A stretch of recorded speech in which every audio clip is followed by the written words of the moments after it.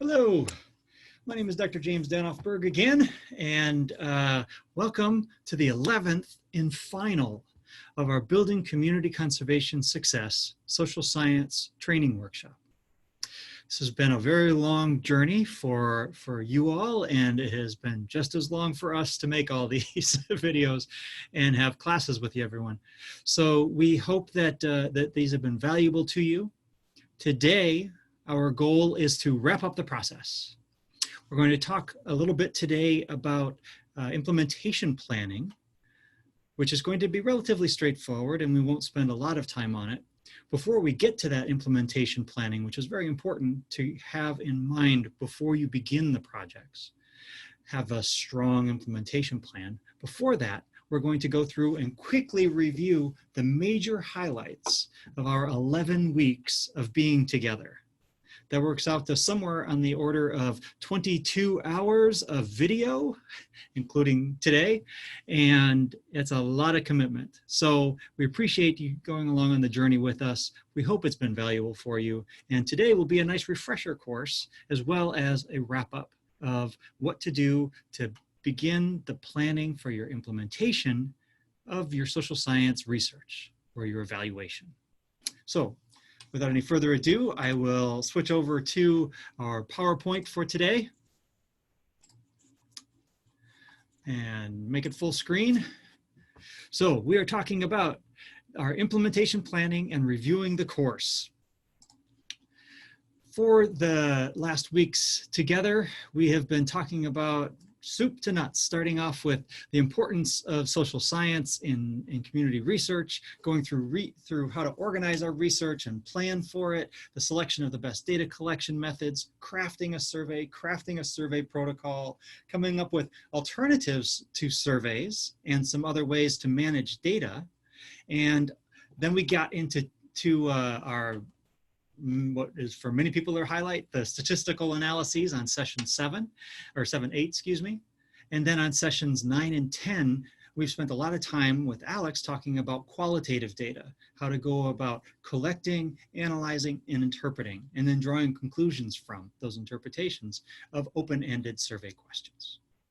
So today is all about implementation plans. But before we get to that, let's go through the highlights of our 10 weeks together thus far, just as a quick refresher for your jogging of your memory about the social science process.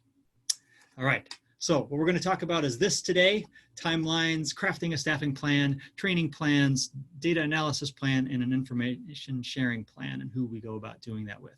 We'll also end up by talking about a bit more of ethics with the institutional review boards. But before that, let's go back to the very beginning. What is the value of social sciences? As we've talked about, the value of social sciences are huge and so many without name. The main benefit, though, is that for conservation, if you address working with people, we're addressing the cause of the situation, of the reasons why species or ecosystems are imperiled. Because very often, we as humans are the reasons why species are imperiled. It could be because of over-extraction, it could be because of habitat fragmentation, the introduction of non-native species, often crop species. It could be very large things like climate change, where many of us in the developing world are responsible for the majority of those problems. But by working with communities, we're getting at why these problems exist, the root cause of them, not just the symptoms, which is the declines of the species. It's the cause of the problems. And as we get people involved in supporting our project, it leads to improved sustainability in the work that we're doing, because people from the local communities want to support our work. And that is the golden ticket. If we can make that happen, that is the best way to go. And in addition, because we're gathering information from people in the communities, we'll have better quality and a greater effectiveness of the work that we're doing, because it'll be better designed for the people in the area to be acceptable to them. To communities nearby that we're working with, the benefits are immense. They get a hand in guiding and directing the interventions. They're in it from the beginning, so they have great ownership and support for the projects. And often these projects lead to jobs and income or alternative livelihoods, if nothing else. to benefit them. So there are many benefits both to the conservation end as well as to the community end. Community-based conservation, or abbreviated CBC, has so many benefits that it would take the rest of our time together today to talk about them. We've talked about how conservation psychology is one of the main research approaches for understanding community-based conservation questions and how to interact with communities. Our main goal, of course, is pro-environmental behavior change that helps the environment, whether it's a species or an ecosystem, that is both locally appropriate and locally acceptable. As I said on the last slide, we're bringing people into the process so their voice is included as one of the major stakeholders and directionals, people who create the direction of our project. So they're going to make certain that it's locally appropriate and acceptable. So the goal of conservation psychology is what we are trying to achieve with our workshop here. We talked about a research paper by a friend of mine, Wes Schultz, that came out earlier this century, around 2011. And he said that there were 4 important challenges that conservation psychology has to face. That education by itself does not typically result in increases in conservation behavior, pro-environmental behavior change. Just telling people about things does not typically lead to changes in their environmental behavior. Our thinking is biased and promotes short-term responses to environmental threats. So we're not particularly good at planning for the long term. Third, we as individuals generally perceive ourselves as separate from nature. We live in concrete jungles that have displaced actual jungles. And so as a consequence, we see ourselves as being separate from nature. And then last, social norms guide behavior. What our friends do, what our friends think, will influence what we think. These are both challenges, all 4 of these, but they are also opportunities. Because if we can mold social norms and change people's behavior, if we can change what is the normative behavior locally, we can create pro-environmental behavior change, especially one that's not biased towards short-term responses and integrates people into the nature, into the nearby environment. Okay, we also talked about that there are many ways that we can measure or evaluate the work that we're doing, the interventions we're doing, the planning for the research that we're going to do, the planning for the implementations that we're going to do. This is collectively all called evaluation, of course. Within evaluation, there are 2 main approaches to things that we can evaluate. One is reach, the number of people or schools or participants or fishers or foragers or farmers or whoever, what have you. Just measuring the number of people involved. Reach is really important, of course, because it tells us how many people that we have contacted, who have been involved with, who have interacted with our messaging or our project, or could have possibly benefited materially, environmentally, emotionally by the intervention that we've done. But more significant is impact. Because we can reach millions of people through social media, but rarely does that lead to an impact, a behavior change, a knowledge change, or an attitude change. And these things that we measure to assess impact are collectively knowledge, attitudes, and behaviors, or things we know, things we think, and things we do, right? And we can know whether our program has caused these influence or influenced these behaviors by asking good questions. And that's the basis of evaluation. Then we spent some time talking about differentiating 2 main suites of approaches to research. One is using number-based questions. So things that we can quantify, things that we can count, that we can summarize, as in the graphic on the screen. Only 1 in 30 people take the free ice cream. This is through a passive, unobtrusive behavioral observation approach, building on things that Alex talked about last week. So we are counting people, we're counting responses, we're assessing people's perceptions, but often summarizing it in terms of numbers, which is incredibly useful because we can compare between communities, we can compare between treatments, we can compare between age groups or what have you. Qualitative methods, on the other hand, often involve more open-ended questions where the response of the participant is not as constrained. So when we ask someone a relatively open-ended question like, what did you feel when you saw the free ice cream that was available in the cart? And then the person says, excited, a little scared, you can follow up with questions like, why was that? These kinds of information provide real depth and rigor to our research questions and our data that we take away from it. The quantitative methods can provide in some ways, but not as thoroughly and not as strongly explanatory as can qualitative methods. So the best approach is one that uses both qualitative and quantitative methods. So what we call that is a mixed methods approach. And that's what we advocate for throughout our entire workshop together. A mixed methods approach that involves both quantitative and qualitative methods. All right, so the value of these two types of data, quantitative on the right side of your screen and qualitative on the other side, you can see that there are different kinds of knowledge that we can gain, understandings that we can pull out, better feelings for how people perceive environments. And then on the bottom, the kinds of ways that we go about doing these. In quantitative ones, they tend to be more survey-based, observation-based. Qualitative ones tend to be more focus group or in-depth interviews, more one-on-one based. We're of course advocating for something that's sort of closer to the middle, somewhere towards the middle of this arrow with that mixed methods. So having some quantitative data, quite a bit. I prefer to do about 80% quantitative questions to 20% qualitative or open-ended questions. Alex tends to do things a little differently, more parity, 50% or maybe even more qualitative than quantitative numbers. My background is as a natural scientist.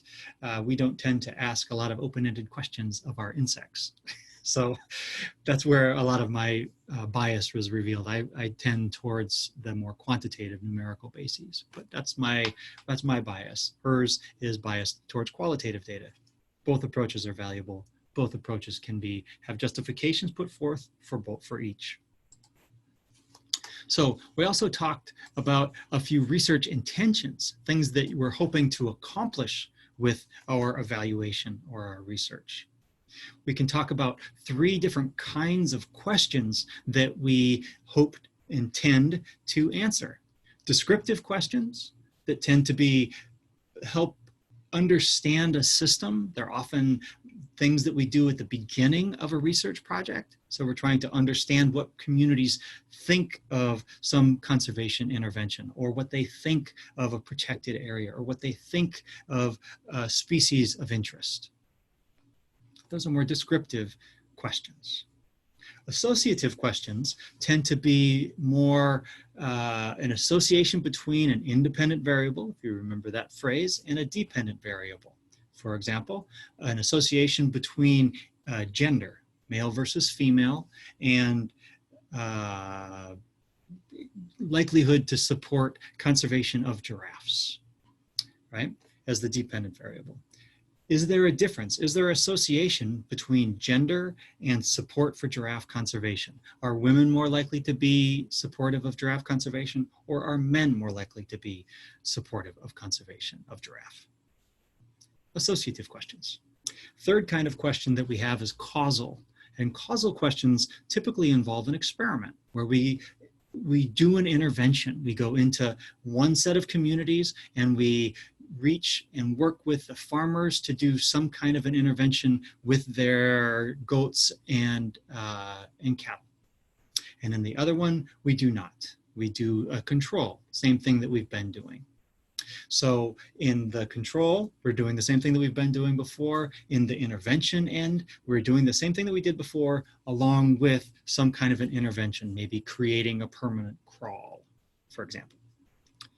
Then we look to see whether the intervention or the treatment had a greater success in, say, reducing predation by predators or reducing human-wildlife conflicts than what we had been doing before, as exemplified by the control. That is a causal question. So if we can manipulate something through an experiment, through an intervention, we're asking a causal question. Okay? Then we also talked about a great diversity of evaluation methods. Much of what we've focused on here in this session, this whole class, has been on creating structured surveys. They're the most common type of survey where you have everything written out on a piece of paper and you ask the participants the same question between participants and the next participant. And then you write that down. And that is a structured survey. You often get these online. It could be through SurveyMonkey if you've used that service, or Qualtrics, that's another service that people often use for doing surveys. Google Forms is a free and online way to do structured surveys. But there are lots of others, like semi-structured interviews where we have more open-ended, more qualitative questions, and we can do follow-up. These are more one-on-one, just like a structured survey is. Or it could be focus groups where it's one researcher and say 6 to 8 participants, and you pose a question and you ask what everyone thinks.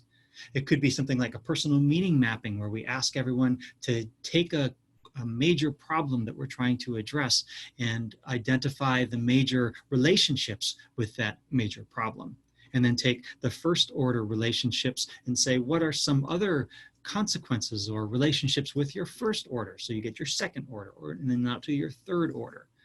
This creates a visual summary of your work, a visual summary of the community understanding of that problem, that situation, and how it fits into the rest of their culture.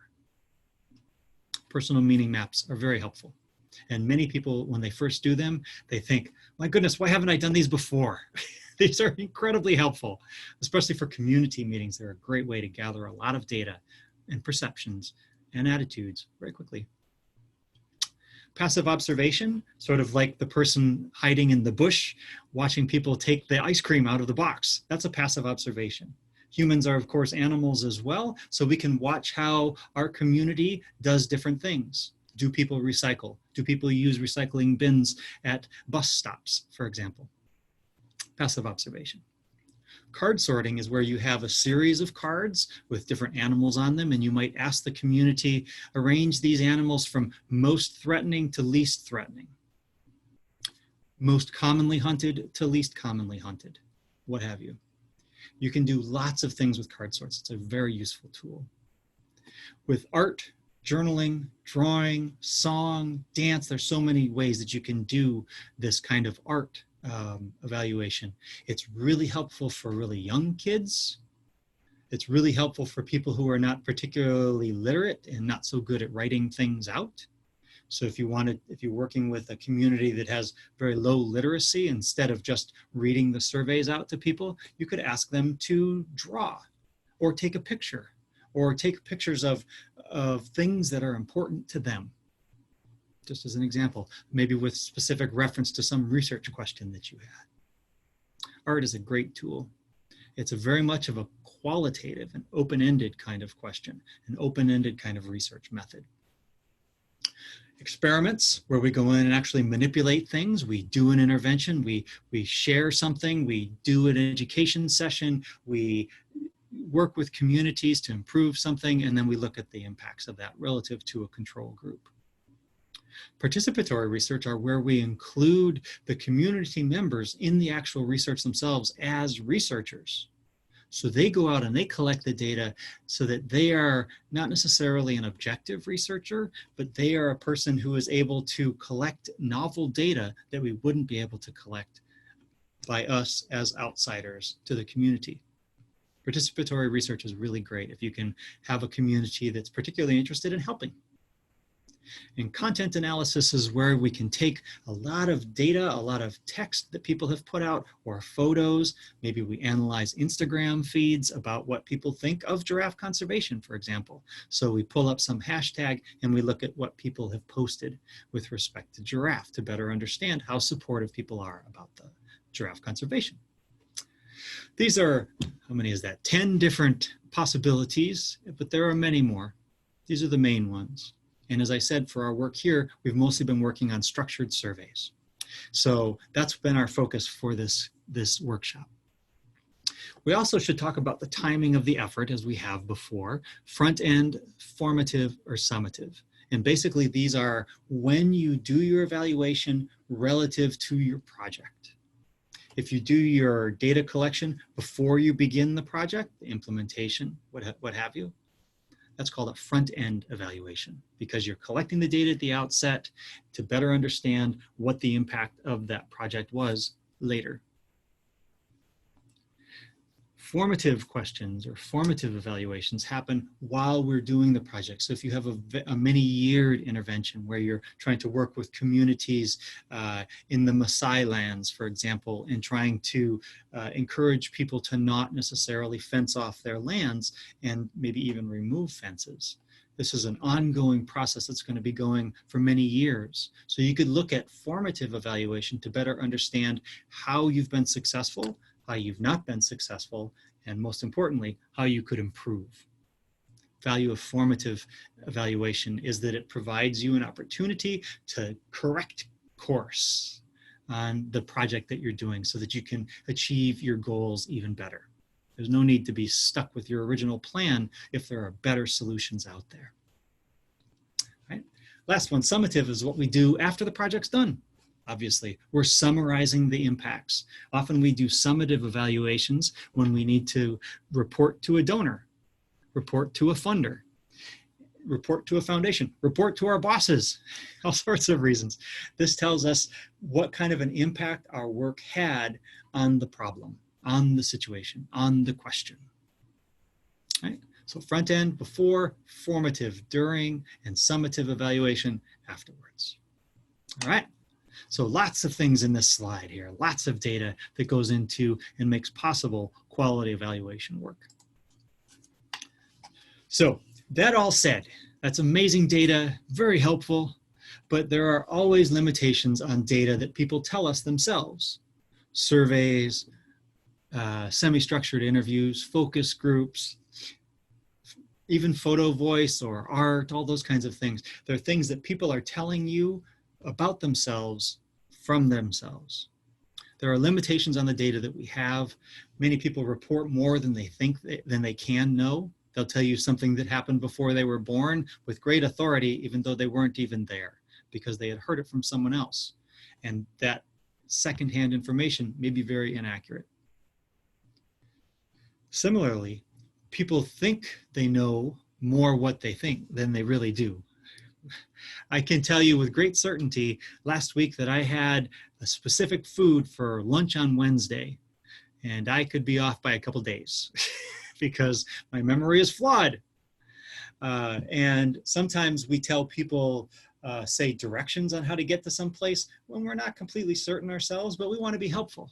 And so someone stops us on the street corner and says, excuse me, ma'am, how would I get over to this place? And you say, oh, well, you go down this street and over here and then over that one and then down 2 blocks. When in fact, you weren't completely certain whether it was 1, 2, or 3 blocks that it was down.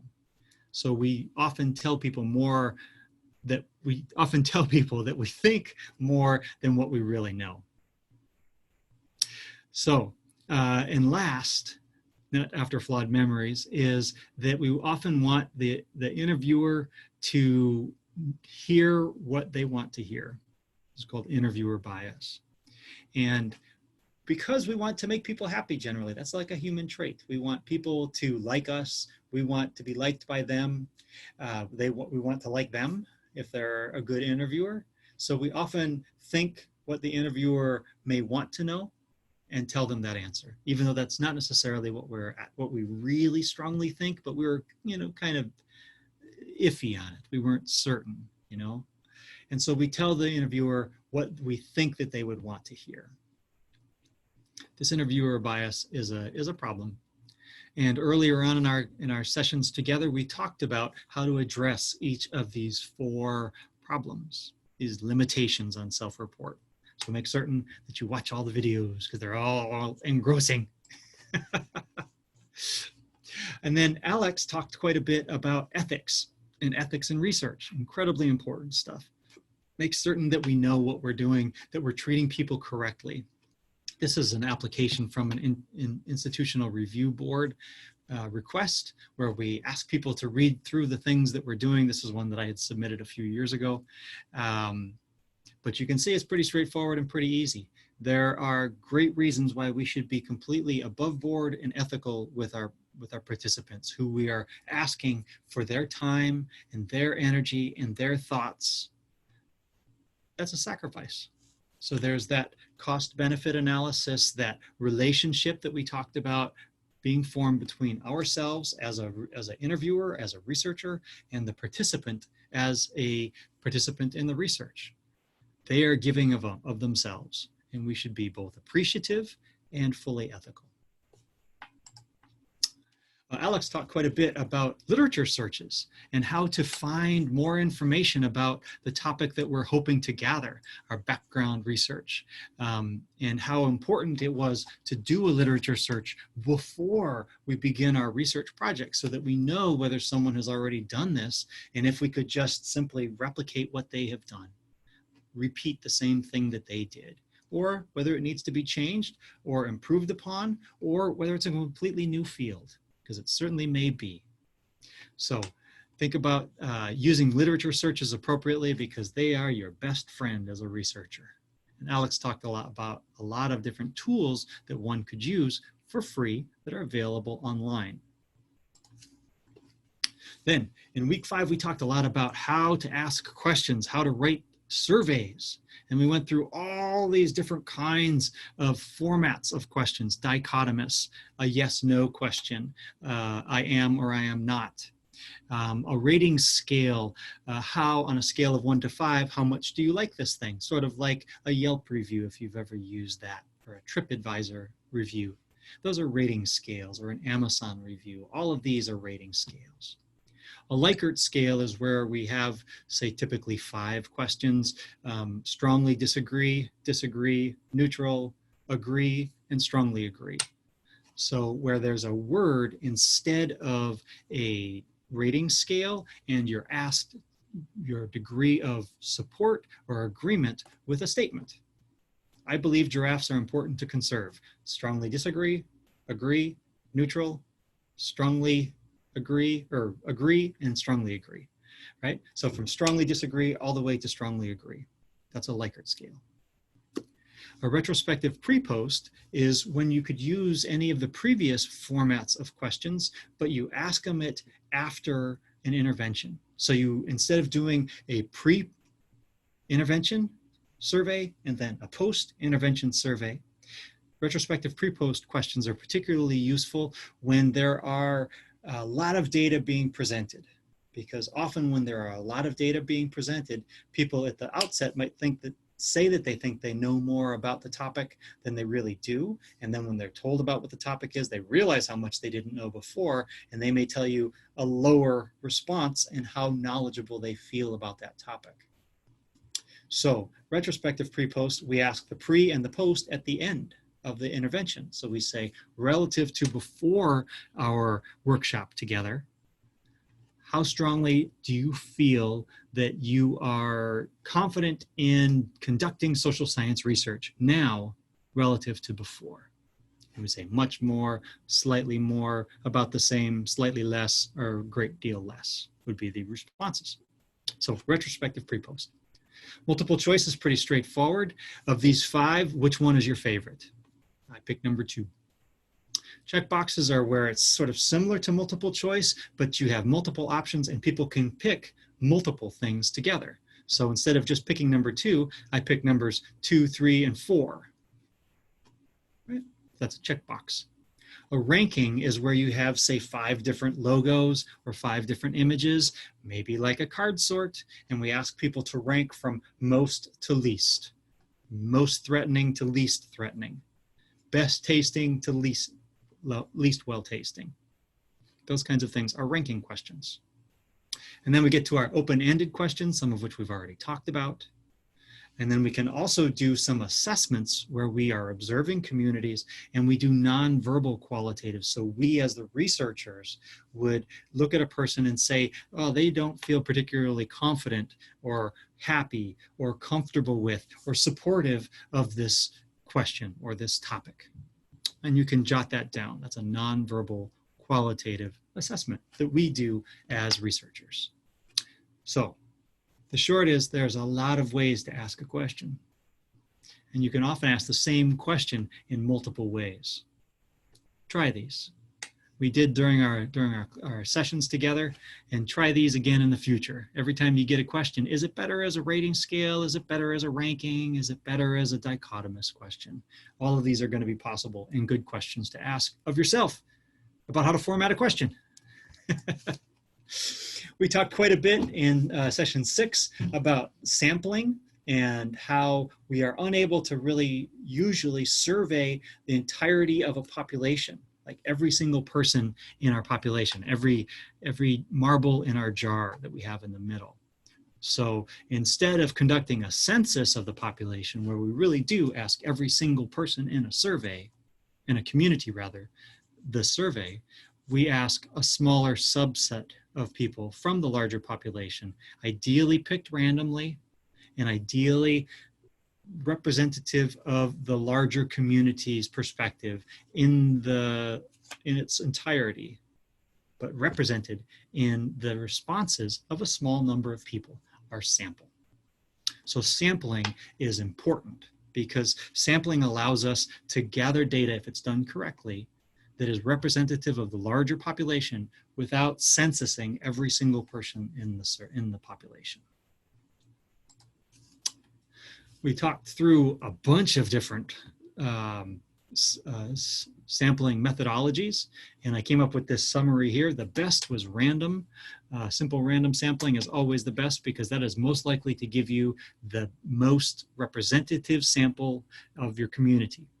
And then we talked about a bunch of different ones: stratified, cluster, and multi-stage. Systematic is commonly done. If we need to target specific undersampled groups, we use oversampling, where we say go to the older people and ask a greater percentage of the older people in the community their thoughts, because there's not as many of them, and we want to make certain that their views are represented. The worst one we could do is convenience sampling. It's also the easiest one we could do, which is where we just go around and ask people that are around us. So, you, come here. What do you think of this? You, person over at the next table, what do you think of this? And ask them the surveys. Another one, which is useful, particularly for accessing difficult communities to access, very closed communities, is snowball sampling, where we start off with one person who is, say, a fisher, and we ask them, hey, could you recommend me to other fishers? Because I want to be able to ask the same survey of those fishers as well. And so they recommend 2 people, and then each of those 2 people recommend 2 people. And so the sample gets progressively bigger, and you go to every person that they recommend. That's called snowball sampling. All right. We had then talked a lot about, during the session 6, about some core concepts for protocol and how to talk to people. Appreciation, their giving of themselves, make certain that you express that appreciation. Separation, which is we're not too chummy with them, we're not too close to them, we don't necessarily want to be their best friend, nor do we want to be their enemy, of course, which brings us to objectivity. But we don't want to be seen as being part of their family. We don't want to be seen as a bad person, but we don't want to be so close to them that they view us as family, because that would necessarily compromise the perspective of other people. Because if you're very close to this person and another person's not as close to you, those 2 people might answer questions very differently from each other. So separate ourselves from the people, be a blank slate. That's the objectivity, so that people can hear your questions, answer the questions, and you say, thank you. Not, oh, that's fascinating. Oh, that's fantastic. Oh, why would you do that? That's a terrible answer, right? Those are not objective. And that does not lead to separation. We want to be objective. I see. No matter what they said. Oh, I see. I'll write that down. Thank you. Also, we want to be consistent across all of our surveyors and within ourselves. We want to be the same from day to day, throughout the day. So make certain that we pace ourselves, gives ourselves some breaks, make certain if we have multiple surveyors that everyone is asking the questions in the same way. Because otherwise we're not going to have comparability between surveyors. We want to make certain that the appropriate surveyors were used. We also talked a little later in the class about the difference between an anonymity and confidentiality, which is when we make certain that we protect our participants. In the case of two different ways to do so as well. In the case of anonymity, we completely strip all of the information of identifying information from the respondents so that no one could ever trace back the person's answers to that person. Often we can't even, because maybe if we're really rigorous about our anonymity, we don't collect their full name. Maybe we just take their first name, and that's just for us to be able to organize our data. So we can say that person is person number 6, and that's it. And then 6 is how they're referenced from ever on. So that's anonymity, where we don't know the individual, don't have individually identifying information. Confidentiality, on the other hand, we might know who the person is, but we don't have their name, their location, and the individualized identifying data in the same place that we have their responses. So we anonymize their confidential data by having one file that has their name and address, and then a code, a number, say. And then in the other file, which is on a separate computer that's also password protected and secured, and on another computer, we have the actual data with the code number. So this woman is respondent number 6, and that's all that I know from the data. If I were to open up the other data that has the information about the person by going to the other computer, unlocking it, answering the password, then I would know that her name is X. The difference between anonymity and confidentiality. Both of them are useful for protecting the privacy of our participants. Anonymity, there's no way we can identify them again in the future. No way that those data could be tracked back to that person. Confidentiality, there is a way, but we take extra steps to take away their name from the data sheet. And the data is the only thing that anyone else would ever see, never the personally identifying information. Next. So we talked about how to manage all of this data that we're collecting. We're doing all these surveys, we're asking all these questions, getting lots of information from people. So remember, we taught people how to use Excel files where the cases or the participants were in rows, and then the variables, whether independent or dependent variables, were each in separate columns. And sometimes, as in the case of a checkbox answer, we had multiple columns for that question. If we had 5 options in the checkbox, we have 5 columns for that question. Right? So there were some wrinkles in there that we spent a lot of time talking about. We also talked about a code book, which enables us to take our words and our answers and put them into numbers if it's a quantitative data set. So code books are incredibly helpful for quantitative data analysis because it makes it possible for us to actually put that information in its letters and numbers into a statistical analysis package. So code book we created as well from our original data.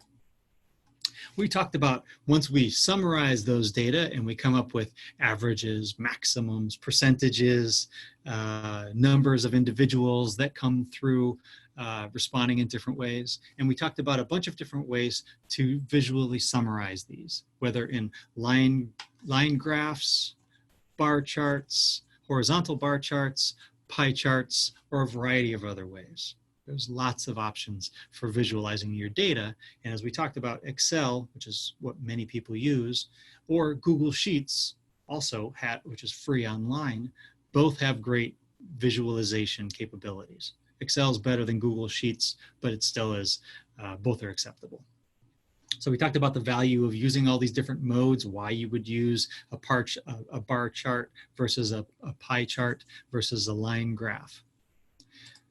Then we started to get into some discussion about statistics, and we spent a whole day in session 8 talking about inferential statistics, because we use pie charts and bar graphs and line graphs and a variety of other things to do summary for descriptive data, averages, maximums, means, minimums, counts, those sorts of things.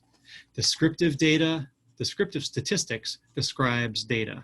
And that's what we're doing when we create graphs, because we have to summarize the data. So it describes it, averages, frequencies, sums, graphical representations. But in contrast, inferential statistics are when we're trying to infer a relationship or an association or test a question, right? Going back to our 3 kinds of research: descriptive, associative, and causal. So within inferential statistics, we're trying to determine if these 4 distributions of 4 different populations are different from each other. And we find that the blue one is significantly different from the other 3, which do not differ from each other. So in that case, we're making an inference as to the relationship between an independent variable and a dependent variable.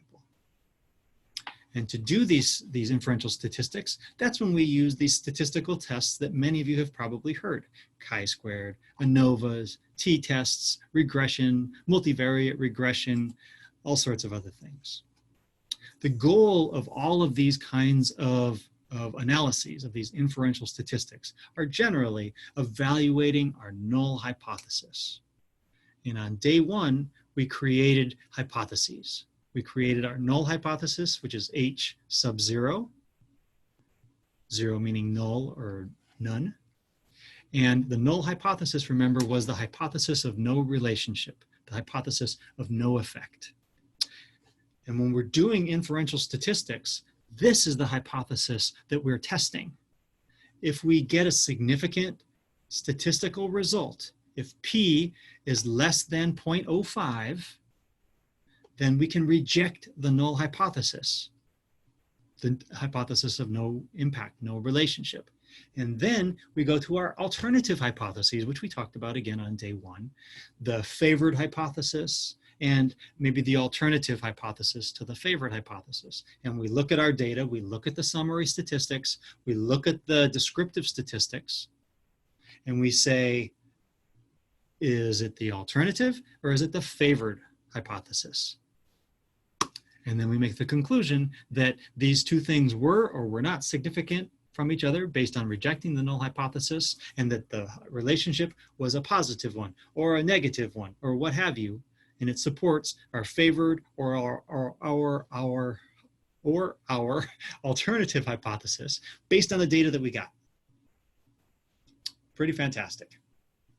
So here's an example of how to report those statistical analyses for a chi-squared test. In this case, that's the X with the 2 as a superscript. Shows the degrees of freedom of 1, the chi-squared value that is returned, and then the p-value. And we see that p is 0.057, which is actually not significant because it is not less than 0.05. If it was 0.047, it would be significant because it's less than 0.05. Pretty amazing. I love statistics. It's one of my favorite things in doing all of this great work. So here are a bunch of the tests that we talked through and how to use them, how to conduct them. Chi-squared tests, t-tests, ANOVAs, Friedman's, which is a non-parametric test, really a nice test to use, and multiple regression. We talked through each of these and how to use them and conduct them using R. R is a statistical package. And you can install an overlay over that R program that is called R Commander. Both R and R Commander are free. And when you install both of them, you can then use R Commander to do all of your analyses, and it's all a point and a click, a graphical user interface, a GUI is what that GUI is pronounced. So these are both free programs that are available online. I gave you a reference that I had written a few years ago about how to use R, how to install R, and how to install R Commander. This is in our class Facebook group, and it's I hope, a useful tool. I've been told it's a useful tool for helping people learn how to download, install, run, import data, choose tests, and it also has a bunch of additional suggestions on the relative value of different statistical tests as well. So this is a resource that's available to you in our class site as well. Then Alex came in and spent the last 2 sessions talking about qualitative data in sessions 9 and 10.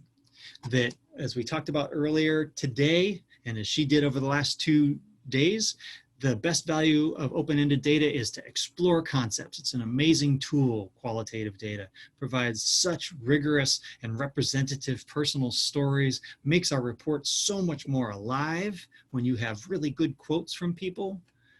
And this is really useful things.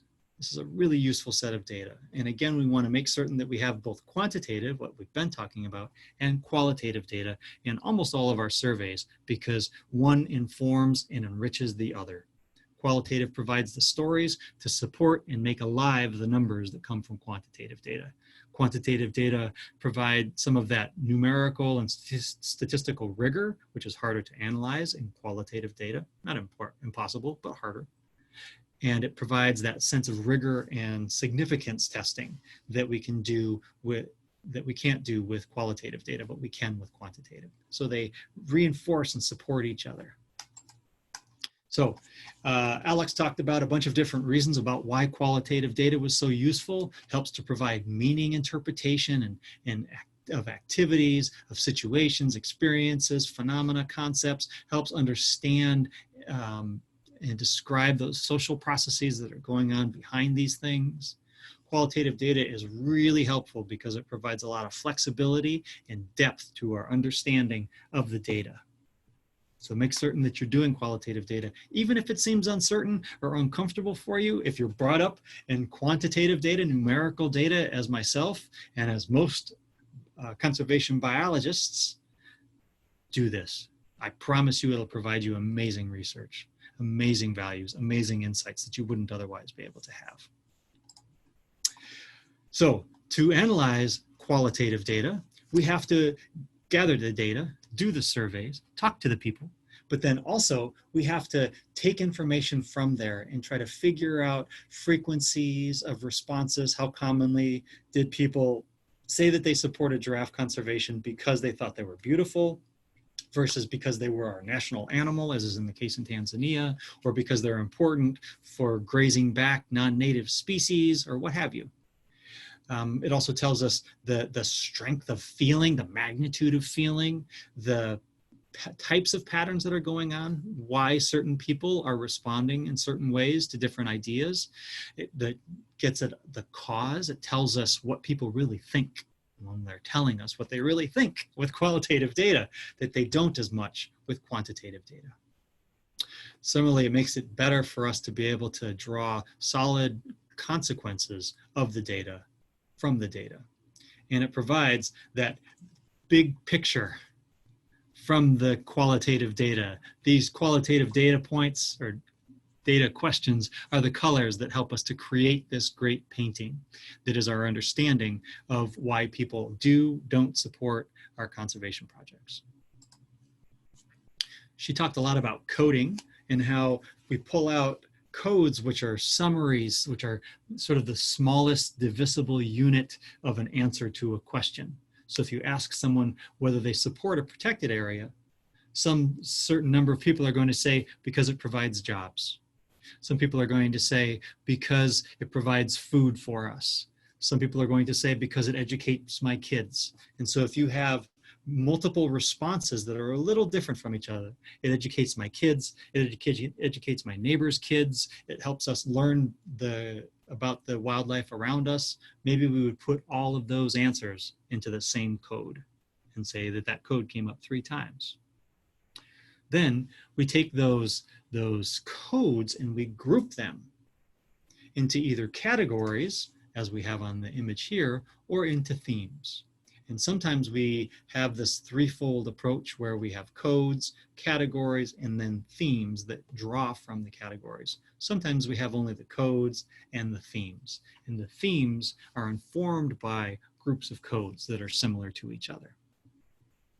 So coding analysis and coding is really a useful tool because it takes the real answers and allows us to get into the more abstract theory testing parts of qualitative data. So that was what Alex has been talking about the last 2 days, last 2 sessions. Now, the last bit of our class, which is not very long, is new topic, and it's all about creating an implementation plan for bringing us to the point where we can actually start doing the research. So we've now spent 10 weeks going through all of that topics, all of those fields that we just talked about. Let's finish up the last one here strong. We have only a few slides here that are going to talk about our implementation planning process, only about 10 or 15 slides here. So first up, when we're talking about planning our research, we need to be flexible. We had this information, this quote up here earlier. This is from the Kellogg Foundation, a foundation that provides money to social science work here in the United States called the Kellogg Foundation. And it says, keep your design simple, flexible, and responsive to the changing needs of the project. The most important thing we can do when we are creating a plan for implementing our project is to remember that our plan is and should be and necessarily must be flexible. Because we will get out there and we will start doing the research and something will go wrong. A bridge will be out so we can't get to the community, or no one is there because there's a big festival that we didn't know about. And so everyone is in another place. We have to figure out how to get to that place and how are we going to interview people during a festival. So our plan should be simple, flexible, and responsive. And we should know that we're going to be changing it before we get into the situation. Because I promise you're going to have to change something. Okay, so when we need to plan, the first thing we should do is create a timeline for us and what we're going to do. This is a Gantt chart from a project that we did here. Gantt charts are the name for these kinds of projects where you have different color boxes for a different activity. So here, this Gantt chart goes over 2 years. This was from a project we're doing right now, actually, starting in July of earlier this year and going all the way through June of next year. Yes, of next year. And so we started this the year before, or had proposed to. And then we have these different activities that we're going to do. Instead of repairing Sonoran Pond, maybe it could be designing the survey. Next line down might be securing permission to work with the communities. Next line down might be implementing the surveys. The next line down might be analyzing the data or inputting the data. And the next line down might be interpreting the data or what have you, writing the thing. And so each line is a different large, big scale activity that will take us quite a while to do. So repairing this pond, for example, took us several months to do. And then we filled it, and then we added to the fish, and then we tended the fish. This was a fish conservation project for a desert fish that's found only here in Southern California and across our border to the east in Arizona. So we have a task, and then we have colors that show when we're doing the task and what the next step in that task is. That's a Gantt chart. A Gantt chart is a nice, easy way to visually summarize all of the things that you need to do to track your progress, and it helps us figure out whether we're staying on schedule in a very clear and sort of visually compelling fashion, more than just, say, a list of dates in a Word file or in a text file. Gantt charts are really useful. It helps us meet our grant and organizational goals and stick to our timeline. So again, it's a really useful tool think about creating such a Gantt chart for yourself for implementing your own research project. What's the first thing that you need to do? That goes in the top line. What's the next thing that you need to do? That goes in the next line down. Typically, things will overlap, or maybe there's a break between them in different months. You know, it ends in October and then starts in December, as we have on the top graph, top line here, right here. Maybe it starts right when the previous one ends. But by taking all of your large scale activities and putting them each on a separate row, it allows you to figure out when you're going to do what and how you need to get what done before you can do the next thing. Gantt charts are very useful. So try that. Take out an Excel file, put some dates across the top. I usually work by months because my projects typically tend to last multiple months. But if you have a shorter scale project that you're wanting to do a short pilot evaluation, for example, of a relatively small community, you could make it maybe in terms of weeks, or shoot, even days. And then figure out what's the most important, put that on the top line. Next most important, put it on the second line, and then color in the cells that during the time frames that you're thinking of working. And you can say, like we did here, what we're going to do to create that new refuge pond. We're going to dig in this period, we're going to line it, that pond here, we're going to fill it here, let it age, and then we're going to add the fish. And then we're going to tend to the fish for a while. So take a minute, pause the video, open up your Excel file, and make yourself a Gantt chart. And I'll pause here for a moment, and then we'll get going again when you come back and hit play. All right, I hope that was useful. Gantt charts are really helpful for organizing what you need to do, when you need to do it, identifying conflicts between different activities, or opportunities to collaborate between different opportunities. Maybe when you're digging one pond, you can also dig the other one because you have the digger, the big device to do so. Just as an example, there can identify some efficiencies, some opportunities for efficiencies, as well as conflicts. So that's planning. So we've got the large project in mind. We've designed the whole of it over the last 10 weeks. We've now got a timeline that we want to follow as to when we're going to do what. Now, who's going to do it? Let's create a staffing plan. So for this, a staffing plan should identify who's going to be the lead manager or coordinator for the project. Who's going to implement the application for the ethics review board, or what we often call in the United States and in North America, the institutional review board. Who's going to set up the protocol and gain access rights to talk to the communities. It's typically best to clear access to the communities with someone in a position of authority before you start going there. Because if you just start going door to door, people will be upset, typically, in most places around the world. Who's going to do the interviews? How many people are going to do the interviews? How are you going to train them? Who's going to do the training of the surveyors? Who's going to input the data? And into what? Into Excel? Do they know how to use Excel? Have they been trained in how to use Excel? Who's going to do the data analysis? Who knows statistics well enough to be able to do so? Do you need to hire someone else as a contractor to help you analyze those data? Who's going to write up the results for sharing or publishing it if you're going to put it in a peer-reviewed journal? If you're going to do it for internal uses, who knows the approach that's best for sharing information and ideas within your organization or within your communities, which we're going to get back to as an important final step in the process. So who's going to do all this? Identify the people to do this. Maybe it's you. Maybe you're going to do all this because you are the main researcher. You're the only researcher. But what you should do is make certain that you can identify who can help you if you are the person who's doing it all, and how free they are able to help you at the time frames that you're hoping to do it, because you've done that with a Gantt chart and figured that out. Tying things together. Okay, so now let's take a minute, copy down these ideas. Well, pause the video in a moment, copy down the ideas and who identify who's going to do these things and whether they need additional training to do so. And we'll get into that training thing in just a minute too.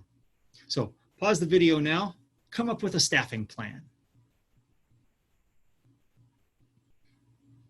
All right, so once you identify people, it makes it a lot easier to be able to know what's going to happen, not only when it's going to happen, but also where it's going to happen, who's going to do it, what kind of training they need. Staffing plans are important. So once you identify who you want to do it, many of those people won't probably have the specific skills that you want them to have. You have to figure out when and how you're going to train them. Who's going to train them? What do you need to do to get that team up to speed? Maybe those surveyors are really awesome researchers, natural science researchers, but they've never done a social science survey. You have to teach them all of the basics that we've just talked about, that we just reviewed today, how to get them up to speed. Here's a hint: use the videos. Use these videos. Help get your team up to speed. Identify the sections. Ask them to watch from this minute to this minute from this session. Use these tools. They're available for you for free. We want to build your skills. We want to support you in the important work that you're doing. So use our stuff as much as you can. Make certain that when you're figuring out training, sometimes training takes a lot longer than you expect. So make certain that you have enough time to be able to do the surveys in a way that there aren't a whole lot of big surprises. Oh gosh, we have to train that person on how to do surveys. They're going out this afternoon. That's not the scenario we want to be in. So make certain that you plan far enough ahead using your Gantt chart by identifying your staffing so that the training surprises will be minimal. Give people a time to practice. Make certain that you always work in practice before people go out and actually start collecting the data. It's not a waste of time. It's the most important thing you can do to make certain that your data is valuable and that you can maintain consistency between your surveyors. Pilot test, practice, super important. All right, so now, same thing. Look back at the Gantt chart that you've created. Look back at your training or your staffing plan that you've created. Who needs to be trained to do what? How long will those trainings take? And how can you make certain that you're not going to have a whole lot of surprises? We'll always have surprises, but not a whole lot of surprises. So pause the video now, take a moment and write the stuff down and come back to us when you're done. Hit play again in a moment. All right, so hopefully you see the value of all of the planning in advance for implementation. Because if we know when something's happening, we know who's doing it, we'll then know what they need to learn and how they need to be trained in order to get them up to speed. Very helpful. All right, so we're working our way through the process, right? So now we've got the data. We've trained our surveyors, they've gone out, we've got the permission to have access to the communities, to go ask the questions, to go do the surveys. And now we have piles of data. What do we do with it? We plan. Who's going to create the data sheet in Excel or Google Sheets, the free version of Excel? How are they going to do it? Do you have a model that they can use? Maybe it's good to come up with a template, a basic thing that we created together earlier on in the class, in the time together here, in this workshop. Who's going to work with it and how are they going to? Who's going to input the data? How frequently will they input the data? Will they put it in every day, at the end of every day when the surveyors come back, or once a week, or once a month? The important challenge here with inputting data is to get somewhere in the middle. Doing it every day is efficient, but often in terms of making certain that the data is input very quickly, but it can be inefficient in terms of all of the time of setting up, of getting your code sheet next to it, next to your computer, making certain that everything is in place so that you can actually enter the data. So maybe not every day, maybe once a week is better. Maybe once a week is too infrequently because you're getting so much data that you do have to do it maybe every 2 days or even every day. because if you have a gigantic pile of data to input, that is when studies grind to a halt. Don't get to that point. Because when we see a big pile of data waiting for us to input, most people can think of about 100 other things that they want to do. And so the data just sits, and then it becomes a lost cause. So stay on top of your data, stay on top of inputting your data, of coding your data correctly, of identifying your codes and then grouping them into your themes in your qualitative data, of inputting all of your quantitative data. Maybe do a couple summaries periodically to see what the average is. Maybe the averages or the mean values have changed have been pretty consistent and haven't changed much. That might be helpful because that could help you identify when you've got enough data too. Okay, similarly, who's going to do the data summaries? And what are the data summaries you need? What are your key questions that you have to answer? What are the relationships between which independent and dependent variables that you want to do inferential statistical tests for during your data analysis part? What program are you going to use? I recommend R and R Commander. They're free. If you use SPSS or Minitab or SAS or any of the diversity of other ones that are available and you're comfortable with them and you have a license to them, go to town. But R is free. R Commander is GUI interface. It's all point and click, just like those other computer programs, and it works very well. So that's why I try to recommend as many free things as possible so that you don't have to sink a lot of money into this process when you don't need to. So be ready for the data deluge because you are going to get a lot, I promise. Surveys come in very quickly, much faster than you think, especially when you have to start inputting them into your Excel sheet. Then it's like, holy smokes, we have so much data. I'm overwhelmed. I'm going to go watch a cricket game or whatever your procrastination tool is. So here again, your call to action, your running man, take a moment, freeze the video again, answer your questions. Who's going to do the data sheet creation and what are they going to use as a base? Who's going to input the data, excuse me? How frequently are they going to input it? How are they going to input it? Who's going to do the data summaries? What questions are they answering between relations between what variables and what statistical analysis, what inferential statistical technique you're going to use with what software program? Pause the video, take some notes, and plan. Okay, so, oh man, we're getting close to the deluge. We're getting close to being ready for it. We're getting close to being the implementation of the whole process. Let's take a step back to the beginning. This is a process that we've already talked about several times, but we wanted to underscore the importance of an institutional review board, because an institutional review board helps provide you the best quality research you can do. It provides protection to you as a researcher to make certain that you're not doing things that are inappropriate for working with people, especially as a relatively new social science researcher. Institutional review boards or ethics review boards, depending upon your country or university that you might use, whatever review board that you have for research with human participants, use it. It provides you so many things. It allows you to publish your research in a peer-reviewed journal. Most good peer-reviewed journals will not allow you to publish your data as a journal article, peer-reviewed journal article, without an IRB or ethics review board approval, because they don't know what you've done. IRB becomes the voice, the separate independent voice that vouchsafes that your work is done well. Also, it protects participants, and we want to protect our participants. We want to encourage the involvement of our communities. If we are doing things that are inappropriate for our communities, the Ethics Review Board or the IRB might help us identify those.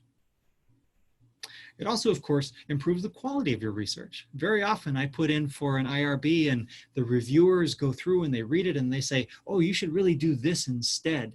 And I think, oh my gosh, that's a great idea. That improved the quality of my research tremendously. It's another person whose job it is to review your work and give you helpful feedback. It's not a hurdle. I mean, it is a hurdle that you should clear. It does take time. And sometimes it's a headache, to being honest. But IRB provides so many valuable things. Lastly, it often provides legal protection to you as a researcher. If you are in a country that is very sue happy, tends to produce a lot of lawsuits, like the United States, for example, IRBs help to protect you as the researcher. So there are other times when it's not even, when IRBs aren't necessarily necessary, but are still valuable to have because it helps you in the instance when you're doing something, doing a research program, and you think it's only for internal purposes and you're only going to share it among your team, maybe with the communities. You're not going to do a publication, a formal publication, or disseminate it broadly. This is just a way for you to improve the work that you're doing, maybe through a formative evaluation process. You're in the process of doing something and you just want to understand how effective it's been. But say you collect this data without an IRB review, and it is of such great quality that you think, oh my gosh, I have really hit upon something really important here. And you want to share it with other people, and you want to publish it in a research article, as a research article in a peer-reviewed journal. You can't, because you didn't get the IRB. So get the ethics review board, your IRB, your ethics review board. When you're doing any research with people, it improves the quality of your research, it protects you, it protects the participants, and it makes it more likely that if you do by chance want to publish your research in a peer-reviewed journal, you can. They're incredibly helpful. So, as I showed earlier today, I have an example of the IRB form that I used for a university that I was at for several years, the Cal State University at San Marcos in San Diego County in the southern tip of California, very close to Mexico. This was a research project that I did on grounds, and it's very simple. The application form is only 3 pages long. Most of this is just information about me. The next one is some check boxes to talk about what participants you're working with, what kinds of settings you're working in, whether you're going to cause any discomfort, mental stress, or harm to your participants, whether you're going to be recording it or not, and what you're going to do with the data if you do. Very straightforward. The third page is the only one that has any text in it that you add. Right? And then there's only these 6 text fields that don't allow a lot of space. So it doesn't take a huge amount of time for most institutional review boards or ethics review boards to fill one of these forms out. Some will be longer, some will be short like this one, but they are all worth your time. Please make certain that you do implement your institutional review board or ethics review board, because they really improve the quality of your work and provide so much protection as well as sort of quality assurance to your work. Don't forget your IRBs. It's good for you, it's good for the participants, and it's good for science. So after we've done all of our research, we've gone through, we've identified the question, we've identified the variables, the hypotheses, we've figured out how to implement the survey or the process that we're going to use, what form of a research program or tool we're going to use, whether it's going to be descriptive, associative, or causal research thing, when we're going to do it relative to our implementation as a front-end formative or summative evaluation, where we've done all of the proper survey creation tools, we've reviewed all of the ethics, we have a great implementation, we have a great survey protocol, we have an excellent sampling design, all of that, we've done the data, we've collected the data, we've analyzed the data, we've come away with our great conclusions. Now we can report it. Reporting and evaluation is not a straightforward process. As much as you would like it to be, it is not. Because what we tell different groups of people differ. So for example, if we are wanting to discuss and share the information that we have, we need to be very clear about our methods, what we're going to do. Some audiences will want to know the specifics of the methods. Some audiences couldn't care less. Did you go to the community and ask them questions? Yeah, that's all I need to know. They want to know what counts as data. They want to know what you've learned. You've figured out what you want to describe, what you want to compare, what you want to relate this study to, or what you want to extend it to if you have other topics. So when you will identify from your own purposes what you want to share, what are the main points you want to get across. Step one in reporting, figure out what you want to tell. What is the main information that you have learned about your research program, right? And the data that you collected. And what, importantly, are the implications of that research? What does this mean? Now, once you've identified for yourself what it is you want to say, what's your story, then we go through and figure out what we want to tell and how we're going to tell them. Maybe first internally. So if we find some information out, we do this research project and we find out certain things, and before we start telling anybody else, maybe we should use this data for ourselves. Thing one, what do we tell ourselves? What did we learn from it? What can we use to change our practices, our implementations? Oh, we learned that if you distribute the learning tools well in advance, that audience, that group of people who got the learning tools well in advance did a lot better with knowledge gains than did other groups that only got them a week before. So that we should probably only do our education programs by giving the research in materials or the educational materials well in advance, right? So what can you use from the story that you're trying to tell? What can you and your team of researchers, your organization do that could benefit from this? How can you use the results to inform and improve your work? That's the most important thing that you can get out of your data. So take a moment now. If you come away with your favorite hypothesis being supported, we have done the inferential statistics, we have rejected the null hypothesis, and we can then accept our alternative hypothesis because the data supports that. What would you use from that data? How could you use it? And what would you change in how you do whatever it is that you're doing? How about vague? Could we get more vague than that? So if, for example, your question involves recycling at bus posts or bus stops, if you find that people are more likely to put recycling into the recycling containers if there is a sign nearby, how is that going to inform or change your research? Well, you may conclude, well, we should put signs right above the recycling bins at every bus post, every bus stop. Could be that simple. So take a moment. If you find out your favorite hypothesis is supported, what would that tell you? And how would that inform and change your research and your work? Pause the video, jot this stuff down. Just a real quick one. All right. So another thing you could also do is, what if your favorite hypothesis is not supported? How would that inform or change your practices? It's important to think about the implications of a null result where we don't find significance. Okay, so now we've thought about it for ourselves.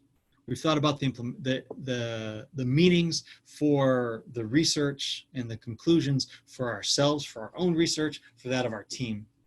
Now, if we want to report to audiences outside of our own research team, what do we tell them? we have our story, we have our conclusions, we have our what we're planning on changing based on these data. What do you tell different people? Think about it. If you want to tell your president, your chief executive officer, if you want to tell the people in the community, the mayor or the chief in the community in which this project was conducted, if you want to talk to the people who are raising money for your organization, your development department, for example, or your board of directors, or your staff members, or your funders, or other stakeholders in the community, maybe other conservationists? Or what do you tell the community that you collected the data from? How do you tell people and share your information? Different groups will want to know different things. Almost no one, except for your research group, will want to know everything that you're writing, everything you think. And that's really only you. Everyone else will want to know a subset. Your president and CEO, your leader of your organization, or your chief, or your mayor, or your governor, or whomever it is that you're talking to, your district commissioner, whoever it is, those folks will want to know the shortest amount of work, shortest amount of information. What's your major takeaway? Right? Sometimes people call this your elevator pitch. What's your major takeaway? Development might want to know, okay, well, what can we do with this? How can we use your data to support our claims to get more funding? Your board of directors might want to know, well, how does this make our organization look better? Your staff might want to know, well, how can I participate? How can I help? What can I do on my day-to-day work that might help further your work? Everyone has different needs. You can't use one report for all audiences. If you do, you're not serving any of those audiences particularly well. That said, usually we do have one report that we share broadly. It's a broad one, it's a general one that tells the main conclusions. But if you want to really target get your best results from your study, tailor your report for the audiences that you really need to make a difference with. Funders are a key one. The community is an incredibly key one. What do the community want to know? Think about that and how you can best tell your story in a way that helps them and ideally helps them support your conservation project. All right.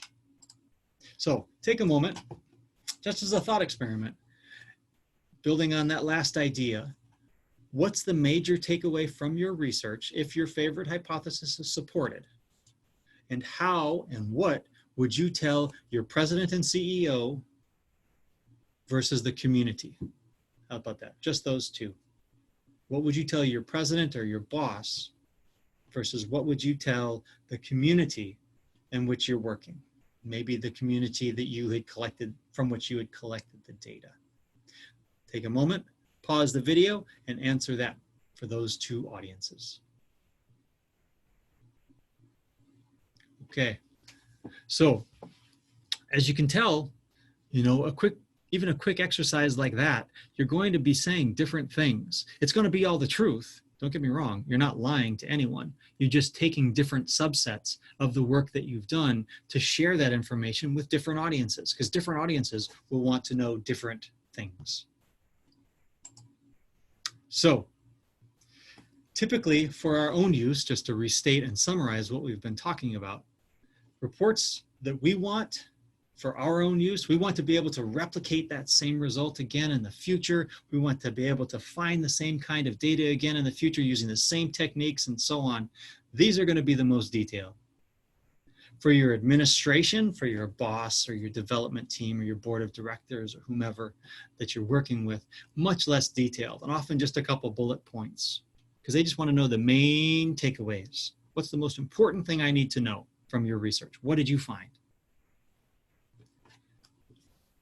For the public, ideally, don't use a lot of text. Most people don't like to read a lot of images or read a lot of text.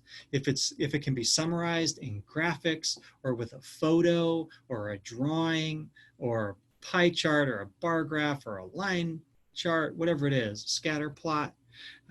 These are all useful tools to summarize your information. Make certain that the audience that you're speaking to can understand and interpret the images that you use.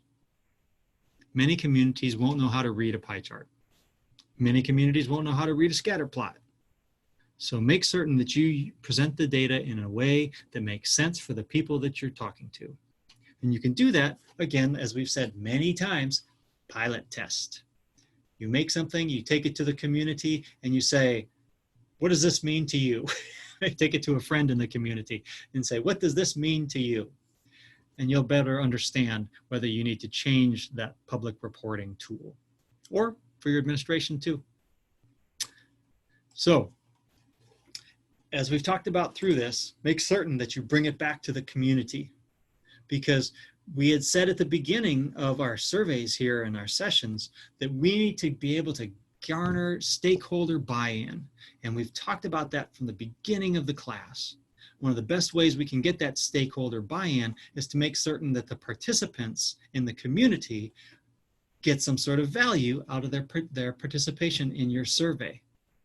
So if you find out that permanent crawls are a lot better than, say, livestock guarding dogs, just comparing two different things, then make certain that you tell the community, hey, we have found for your community that permanent crawls are better at protecting your goats than livestock guarding dogs, or vice versa, or whatever the case is. Transfer the value of the results to the community so that they can learn from your research. Similarly, as we talked about a second ago, share your results and your insights with everyone that you should. The community being the most important, well, funders probably being the most important, but then the community being a very close second.